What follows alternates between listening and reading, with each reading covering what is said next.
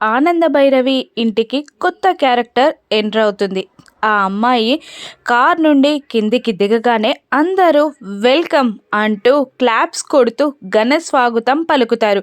ఆ అమ్మాయి పైన పూల వర్షం కురుస్తుంది. తన పేరు దామిని.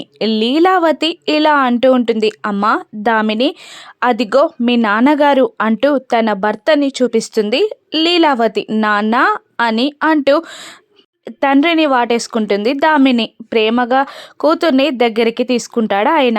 ఆనంద భైరవి ఈ దామిని చూస్తూ, అదిగో మీ పెద్దన్నయ్య, మీ చిన్నన్నయ్య రోహిత్, దర్శన్ అంటూ వాళ్ళని పరిచయం చేయగానే వెల్కమ్ దామిని అంటూ బొకేస్ అందజేస్తారు రోహిత్, దర్శన్. ఆ తర్వాత మీ పెద్ద వదిన, మీ చిన్న వదిన అంటూ ప్రీతి, శరణ్యలని పరిచయం చేస్తుంది ఆనంద భైరవి. ఇక వాళ్ళు పలకరింపగా నవ్వగా దామిని కూడా నవ్వుతుంది. ఆ దామినిని చూస్తూ వచ్చిన కొత్త క్యారెక్టర్తో నేను పావులు కదుపుతాను కదా అని అనన్య కాంచనాతో అంటూ ఉంటుంది. అందరూ లోపలికి వెళ్తారు.